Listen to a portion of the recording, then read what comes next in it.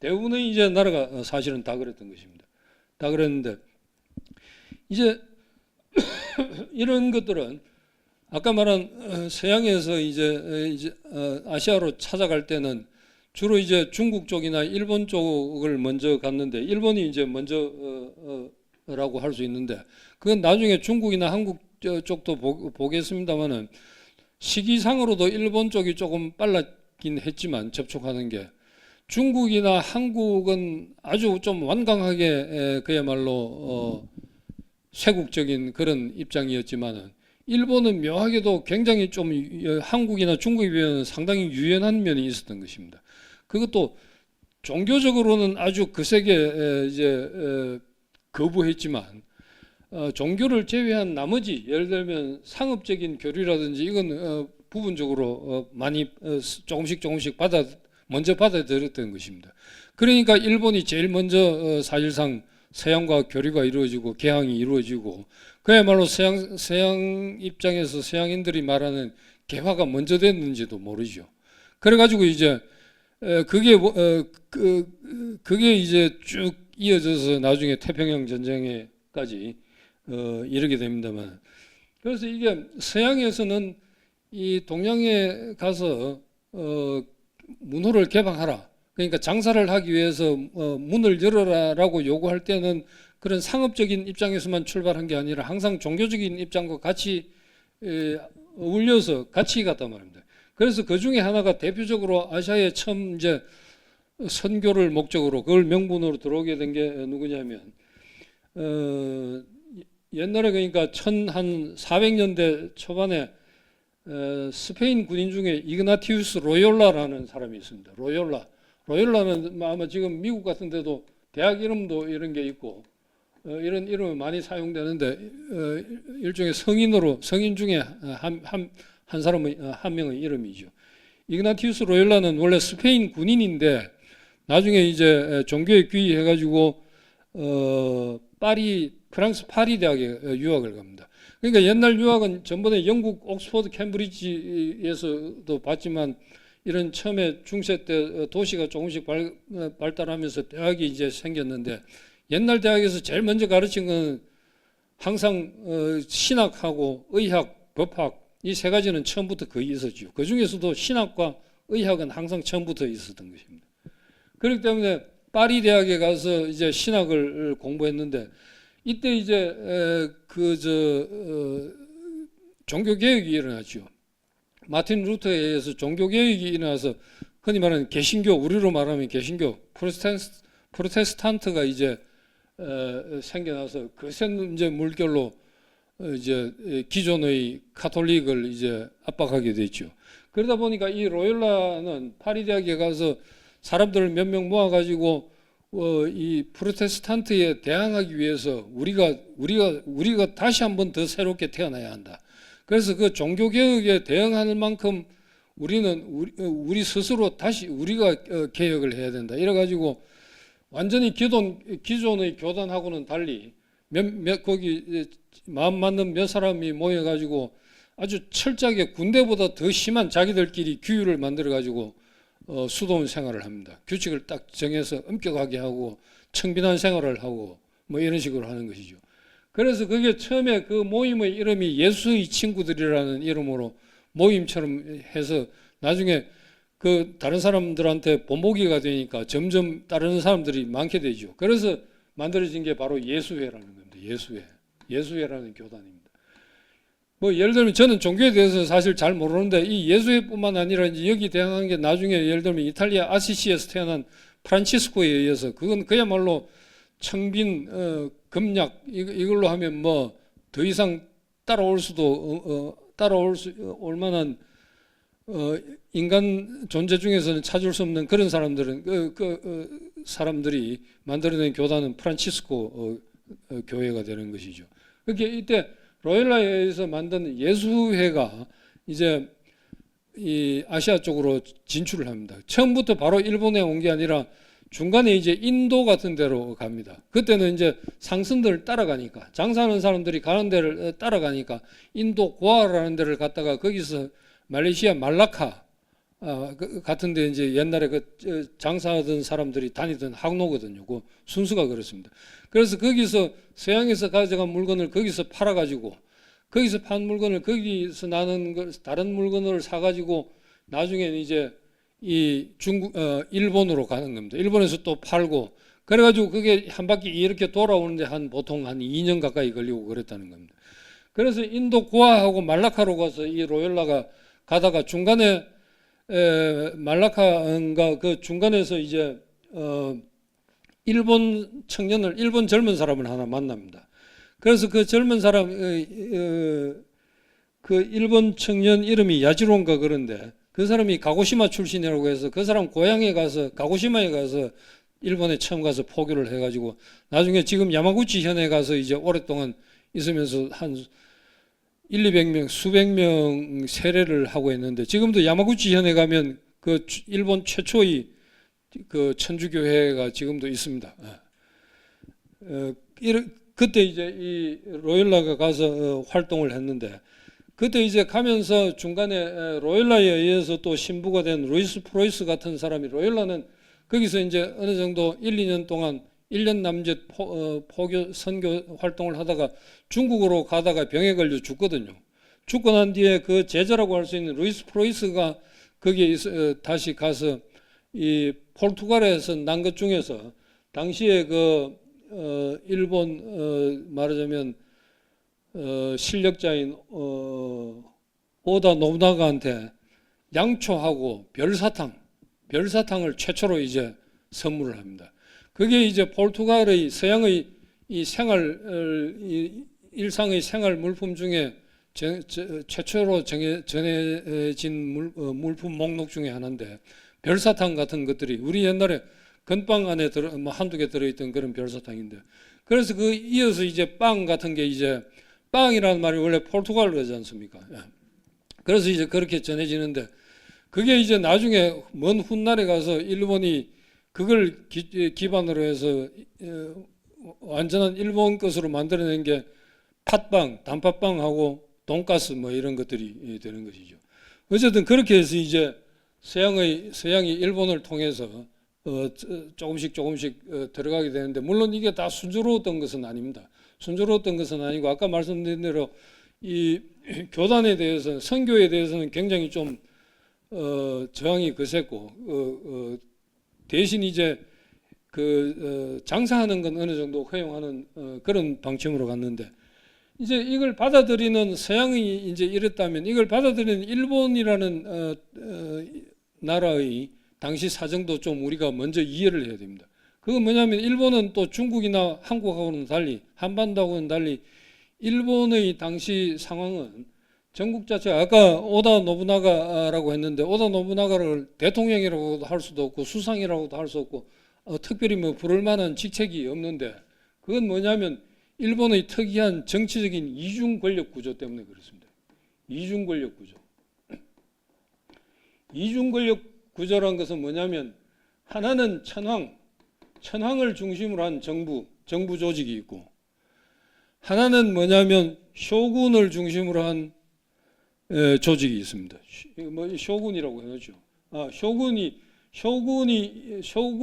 있을 때도 있었고 뭐 없을 때도 있었지만 쇼군이 그 정점에 있는 수반으로 있는 정부 형태를 막부라고 하죠. 막부, 바쿠. 일본 발음은 바쿠입니다. 바쿠. 막부 우리가 한자어로 막부라고 하죠. 그래서 쇼군은 아시다시피 장군이라는 뜻이죠. 장군의 일본 발음입니다.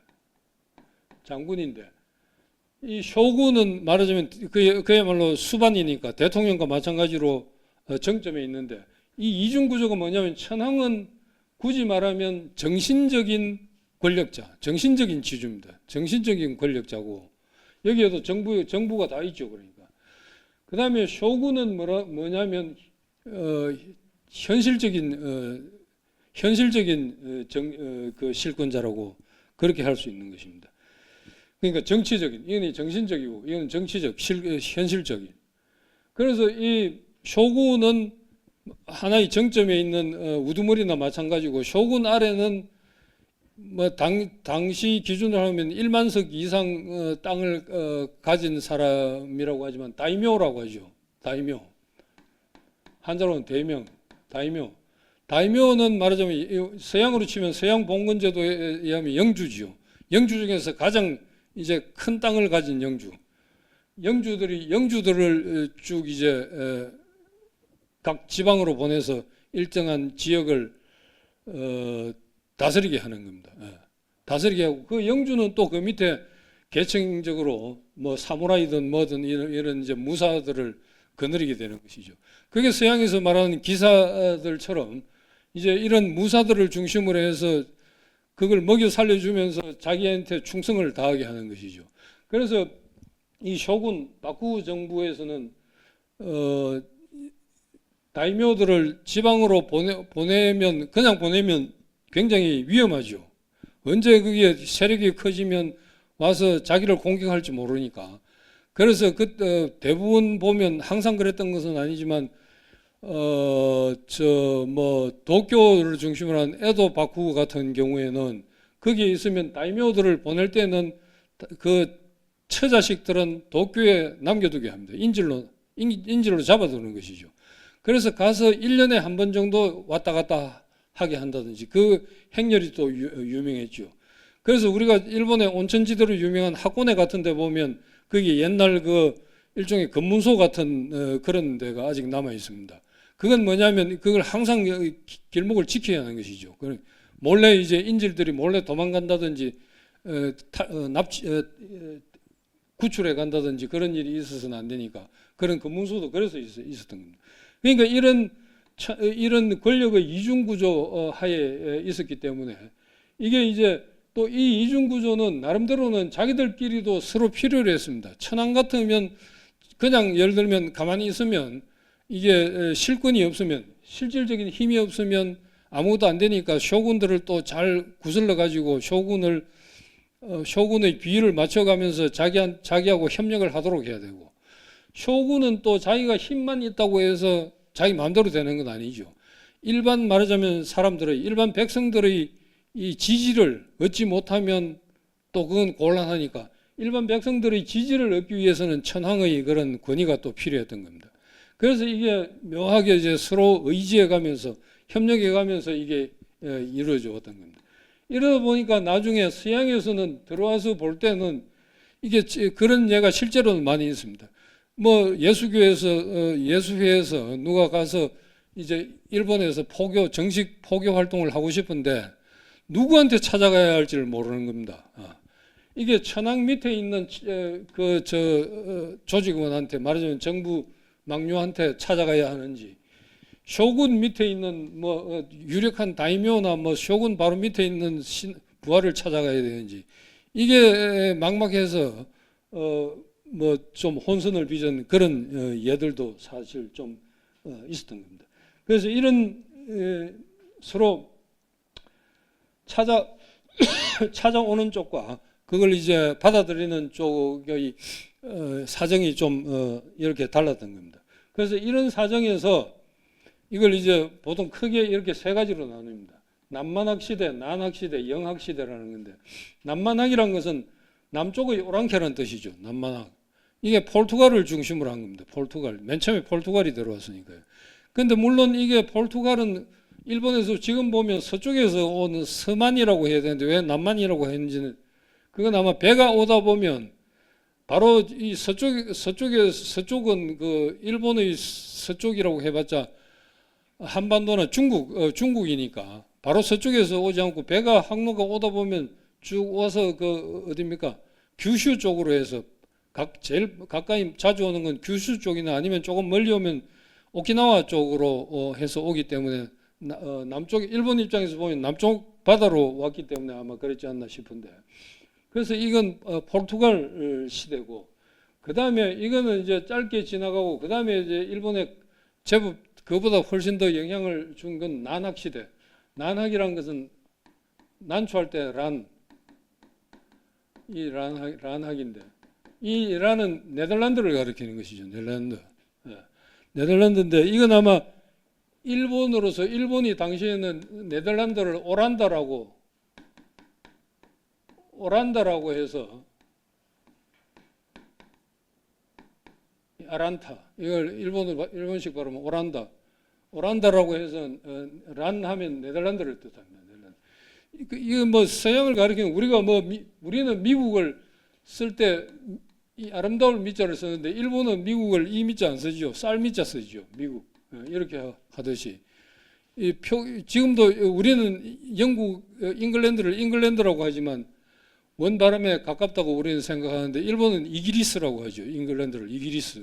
그건 그때 당시 맨 처음에 받아들일 때 그게 그대로 남아서 이제 그런 것인데, 그러니까 네덜란드를 오란다라고 했습니다. 그래서 난학 시대인데 이 네덜란드로부터 받은 건 상당히 꽤 됩니다. 그 포르투갈에 비해서는.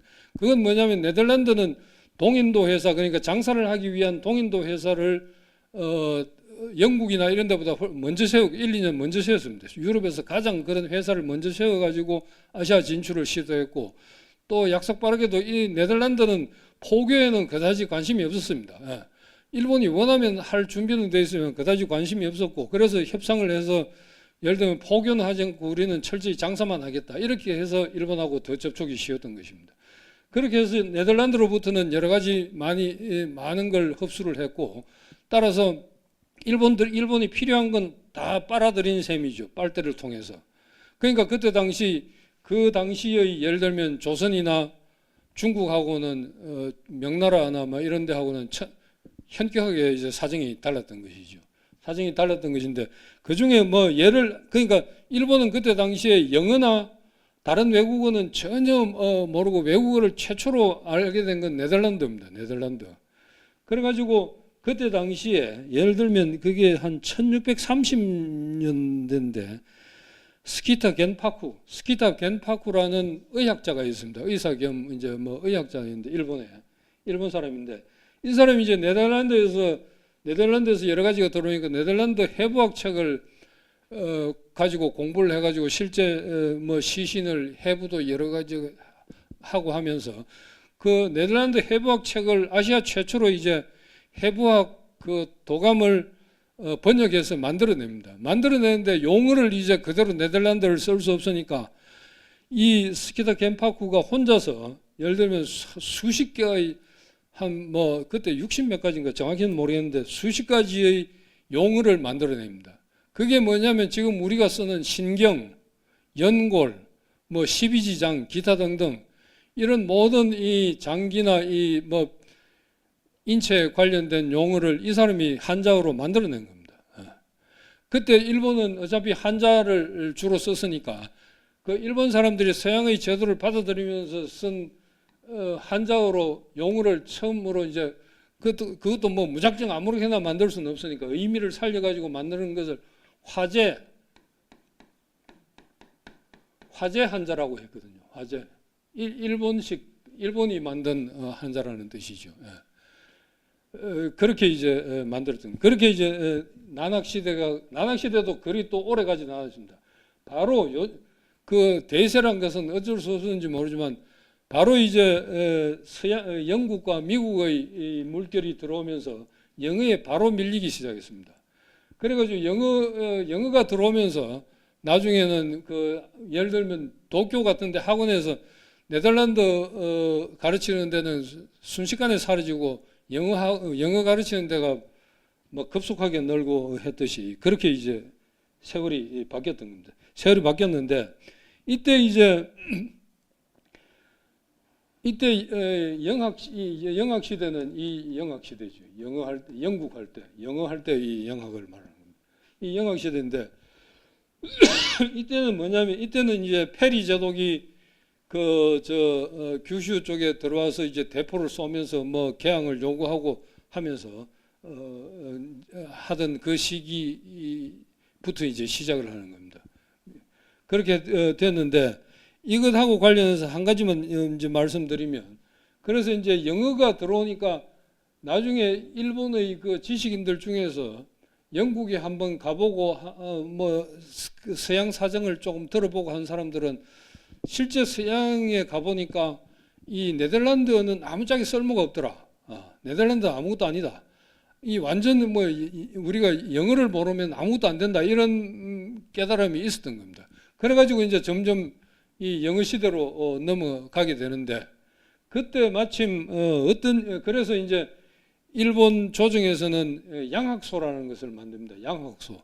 양학소라는 것은 뭐냐면 이 양학소라는 것은 처음에 이 서양의 문물을 받아들이면 그걸 이제 일본어로 번역하는 기관이었습니다. 번역하는 기관. 번역하면서 외국어를 가르치는데 처음에 이제 당연히 네덜란드가 중심이 됐던 것이죠. 네덜란드가 중심이 됐다가 이게 이제 그쪽으로 넘어가게 되는데 영어로 넘어가게 되는데 이 양학소 교관이었던 사람 중에 여기서는 가토 히로유키라는 사람이 있습니다. 가토 히로유키라는 사람은 처음에 양학소에서 이제 교관 가르치는 역할을 했는데 이 그냥 내버려두면 안 받으면 저절로 꺼지니까 내버려두죠. 가토 히로유키였는데 이 가토 히로유키라는 사람이 있었는데 이게 어떤 일이 있었냐면 1861년에 독일 그러니까 당시 프로이센하고 일본하고 접촉을 해서 이 뭐 일종의 조약 비슷한 걸 앞으로 잘해보자라는 그런 조약 비슷한 걸 체결하면서 프로이센의 그 기념으로 선물을 하나 일본에 보냈습니다. 선물을 보냈는데 이게 뭐냐면 전신기계였습니다. 전신기계. 전신기계는 뭐냐면 당시에 전부 칠 때 모르스 부호 보내는 이런 뚜뚜뚜뚜 하는 그 전신기계를 선물로 보낸 일본에는 전혀 없으니까. 그러니까 이 1861년은 보면 나중에 보시면 전번에 우리 기억을 되살려 보면 1862년에 비스마르크가 독일을 통일했죠. 독일 통일 거으로 이방에서 이제 통일 독일 제국을 선포한 게 그 다음이니까 그 직전입니다. 그 직전에 이제 독일로부터 전신 기계를 하나 선물을 받았는데 이걸 사용 방법을 모르는 겁니다. 일본에서 사용 방법을 설명서도 없고 하니까. 그래서 그 사용 방법을 익히기 위해서 가토 히로유키가 선발이 돼서 독일로 갑니다. 독일로 가는데 어떻게 하냐면 그 당시에 그게 1863년이었거든요. 1861년 그때였을 겁니다. 그때 가서 한 2년 가까이 있다 보니까 1년 몇 개월 2년 가까이 있다 보니까 1861년에 가토 히로유키가 이제 그 사용법을 배우기 위해서 독일로 가는데 그 당시 일본 전국에서 독일어를 할 수 있는 사람은 단 한 명도 없었습니다. 독일어 자체를 아예 처음 접해본 적이 없으니까요. 그러니까 가토 히로유키는 굉장히 뭐 똑똑한 사람이었으니까 젊은 시절부터 어쨌든 그러니까 뽑혔겠지만 그래서 가토 히로유키도 독일어는 단 한마디도 모르는 사람이 독일에 가면서 어떻게 뭘 가지고 갔느냐. 당시에 그러니까 네덜란드 독일어 사전을 들고 갔습니다. 네덜란드만 알았기 때문에. 그러니까 독일어를 네덜란드로 풀이한 네덜란드 사전을 들고 이제 간 거지요. 그러니까 독일어가 있으면 네덜란드로 통해서 일본어로 이해를 하는 것이죠. 그래가지고 가자마자 가서 독일어를 열심히 공부해서 뭐 워낙 뛰어난 사람이어서 그런지 1년 정도 만에 이제 독일어를 상당히 꽤 유창하게 하게 됩니다. 그래가지고 그 기계 뭐 사용법은 물론이고 독일의 여러 가지 자료를 가지고 들어오는 것이죠. 그래서 63년에 돌아와서 책을 하나 씁니다. 책을 쓰는데 그 책 내용이 뭐냐면 그 책의 제목은 이웃나라 이야기라는 뭐 그런 제목인데 린초라고 한자로 쓰면 그런 책인데 그 책에서 처음으로 서양의 정치제도 소개를 합니다. 그러니까 전번에 우리가 이야기한 군주제도, 민주정치, 민주제도 뭐 이런 식의 분류를 한 이 민주주의라는 일종의 용어가 나오는 그런 각종 정치제도에 대해서 정치제도를 독일에서 갖고 온 자료를 근거로 해서 책으로 소개를 합니다. 그게 바로 63년이었습니다. 1863년. 그리고 이어서 그 책이 나오자마자 일본에서 또 어떤 일이 일어나느냐. 오인의 밀항이라고 제가 써놨는데 이건 뭐냐면 이 가토 히로유키는 나중에 그래서 훗날에 뭐 우리 직접 이 헌법하고는 관계없으면 도쿄대학이 처음으로 생기면서 도쿄대학 초대 총장이 됩니다. 그런 사람입니다. 아주 유명한 사람입니다.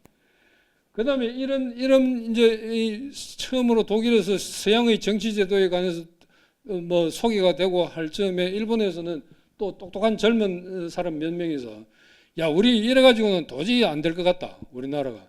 이 보면 전부 무슨 함대니 와서 대포 쏘고 뭐 협박하고 하는데 이게 우선 이 서양의 기술에 관해서 우리가 모르고서는 아무도 되지 않겠다. 그래서 일단 우리가 그 주로 보면 힘이라는 게 선박에서 나오는 것 같으니까 영국으로 가서 한번 동태를 살펴보자. 이래가지고 5명이서 몰래 결의를 해서 밀항을 합니다. 밀항을 하는 이유가 뭐냐면 당시에 여전히 일본의 이 정부, 바쿠 정부에서는 그 번에서는 이제 일본에서는 공식적으로 해외에 못 나가게 되어 있습니다. 특별한 허락을 받지 않고서는. 그러니까 허락을 받아서 갈 수 있는 방법이 없었기 때문에 5명이서 밀항을 하는 것이죠. 그 5명 중에 대표자가 누구냐 하면 그 이오누에 가오루라는 사람도 유명한데 우리나라는 별로 알려지지 않은 사람인데 그 다음에 누구냐면 바로 이토 히로부미입니다. 이 이노우에 가오루와 이토 히로부미를 비롯한 5명이 밀항을 해서 그게 출발한 때가 언제냐면 1863년 4월 달에 출발하는데 4월에 출발해서 전기 여객선이 있는 것도 아니고 밀항 상선 같은 데 밀항해가지고 가는 데마다 들렀다가 또 장사하고 이렇게 따라서 가다 보니까 6개월 걸려서 런던에 도착합니다. 6개월 걸려서. 그래서 도착해서 보니까 완전히 태어나서 처음 보는 거죠. 꿈에도 보지 못했던 광경들을 보는 것이죠. 눈이 휘둥그레가지고. 그래가지고 보는데 이 출발할 때 63년 4월 달에 출발하기 사실은 이틀 전인가 또 서양 함대가 와서 개항을 요구해가지고 그걸 거부하면서 일본 그 군하고 총격전이 벌어집니다. 총격전이 벌어졌는데 그걸 모르는 상태에서 출발한 거죠.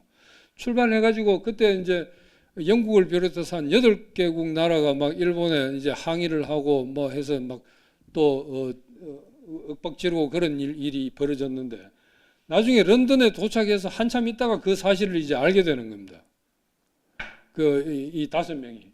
그래서 재밌는 게 어떤 일이 있냐면 그 소식을 듣고는 그러니까 한참 한 6개월도 더 전에 있었던 자기들이 출발할 때 있었던 일들을 접하고는 야, 이래서는 안 되겠다. 그 중에 아까 말한 대표적인 이노우에 가오루하고 이토 히로부미가 바로 급거 귀국을 결정합니다. 왜 귀국을 결정하느냐? 지금 서양의 사정을 해서 서양 문물을 받아들여도 모자랄 망정 부족할 지경인데 그걸 서양하고 지금 싸워가지고는 도저히 이게 될 일도 안 된다. 그래서 그렇게 못하게 하기 위해서 귀국을 결정합니다. 그 젊은이들이. 그래가지고 나머지 3명한테 이제 계속 돌아다니면서 정보 수집하라고 하고 2명이서는 다시 밀항을 해서 한 3개월 만에 도쿄에 돌아와서 조정에 이제 바쿠 정부에 들어가서 그런 사정들을 이야기하고 하는 그런 일들이 벌어졌습니다. 그렇게 해서 이제 일본이 조금씩 이제 바뀌게 되는 것이죠. 조금씩 바뀌게 되는데 그러면서 이제 결정적으로 뭐가 일어나냐면 이게 메이지 유신이 일어납니다. 메이지 유신이 일어나는데 우리가 일본 헌법은 2개로 지금 볼 수 있는데 최초의 헌법이라는 게 메이지 유신에 의한 메이지 헌법과 나중에 2차 대전 패전 후에 일어난 지금 현재 일본 헌법, 일본 정식 명칭이 일본국 헌법입니다. 이 2가지로 이제 나눌 수가 있습니다. 그런데 우리가 지금 헌법의 탄생에서 우리가 보는 건 근대 국가가 성립한 이유, 그러니까 군주 주권 시대에서 국민 주권으로 넘어온, 그러니까 주권 혁명이 일어난 이후의 헌법을 이야기하는 것이죠. 그런데 일본은 보면 이 헌법 2가지 헌법을 보면 메이지 헌법이라는 것은 우리가 흔히 들어서 아는 메이지 유신에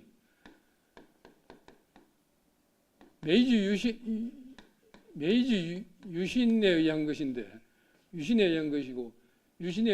이 유신이라는 것은 하나의 큰 개혁, 개혁 뭐 그런 의미죠. 완전히 뜯어 고쳐서 새롭게 만든다는 뜻인데 박정희 시대 때 10월 유신 1972년에 10월 유신이 있었듯이요. 10월 유신이라는 것은 유신 헌법이라는 전혀 다른 색다른 헌법을 내면서 이제 이루어져서 혁명이라고는 할 수 없고 혁명이라는 것은 정권 자체를 완전히 바꿔버리는 거니까 거기에 이르지는 못하지만 완전히 이제 새롭게 뭔가 시작한다. 그래서 유신인 것이죠. 유신에 의해서 탄생한 게 헌법이고 이것도 역시 우리나라와 마찬가지로 2차 대전 종전 폐전이라는 건 혁명이 아닌데도 불구하고 사실상 혁명이나 다름없는 일이 일어났기 때문에 이제 이런 헌법이 새로 탄생하게 됩니다. 그래서 이 두 가지로 나누어서 일본 헌법을 볼 수밖에는 없겠습니다. 그런데 요거 조금만 하고 한 1, 2분만 더 하고 쉬도록 하죠. 이 메이지 유신은 그게 뭐냐? 메이지 유신은 아까 말한 그런 일본이 이제 서양과의 접촉이 이루어지고 똑똑한 젊은 사람들이 깨우치고 뭐 종전과 같이 이런 태도로는 우리나라의 발전을 기약할 수 없다. 뭐 이런 태도로 나오면서 뭔가 조금씩 바뀌었는데 일본은 그 천황을 중심으로 한 그런 천황의 조정보다는 바쿠 정부가 오히려 그 쇼군을 중심으로 한 바쿠 무사 정부가 훨씬 더 좀 유연한 편이었습니다.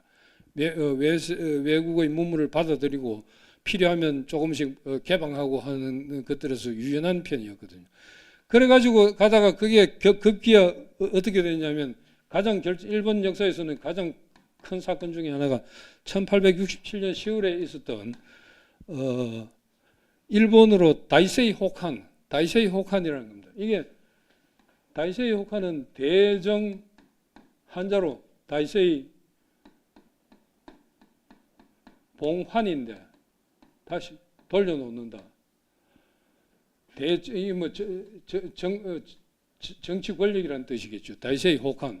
이건 뭐냐면 그 종전의 그 이중 권력 구조로 되어 있던 그러니까 쇼군 중심의 바쿠 정부가 바쿠의 실권을 내려놓고 그 정권의 모든 것을 천황 조정에 돌려주겠다는 그런 결정입니다. 바쿠 정부 누가 요걸 싸워서 얻어낸 게 아니라 바쿠 정부 스스로 결정을 한 것이죠.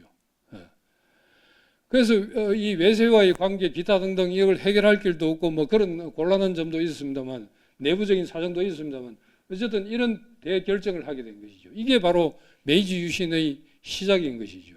시작인데 우리가 보통 메이지 유신하면 그 다음에 1868년을 주로 이야기하는데 처음에 이제 이렇게 해서 바쿠 정부에서 실권을 천황에게 다 돌려주겠다라고 한 건 완전히 그렇게 하려는 건 아니었고 내심으로는 그렇게 해서 민심을 어느 정도 좀 수습한 다음에 다시 또 기회를 봐서 실권을 차지하려고 그렇게 생각했다가 그 다음에 1868년에 가서 완전히 포기하고 맙니다. 완전히 포기하고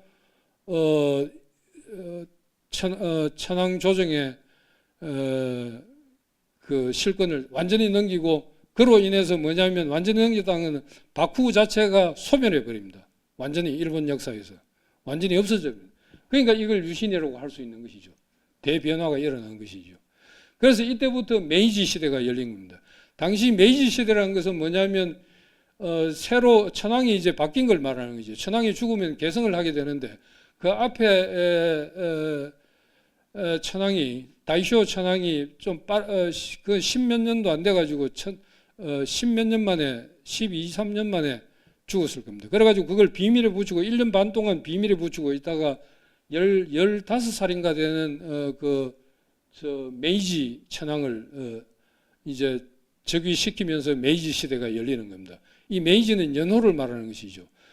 그래서 지금은 헤이세이듯이 우리가 잘 아는 쇼와 천황은 이제 2차 대전을 겪었고 우리 뭐 한일 우리나라를 이제 강점했던 시기의 천황입니다만 그래서 이 메이지 시대 때부터 그 이전에 일본의 천황 역사를 또 쭉 보면 뭐 그것도 순조로웠던 건 아닙니다. 아주 형편없었던 시절도 있고 심지어는 그래서 이 계승자를 못 구해서 여성 천황도 잠깐 탄생한 적도 있습니다. 그렇게 하다가 나중에 이게 제대로 좀 확립되고 안정되게 확립되고 난 뒤에는 연호도 이제 그때 당시에 한 천황의 연호가 하나만 있었던 게 아니라 뭔가 분위기를 쇄신하기 위해서 두 개 이상 한 사람도 있는데 메이지 시대 때 들어와서부터 일천황 일연호 시대가 이제 본격적으로 열리게 됩니다. 그 이후에는 이걸 원칙으로 정한 겁니다. 그래서 메이지 시대, 그 다음에 쇼와 시대,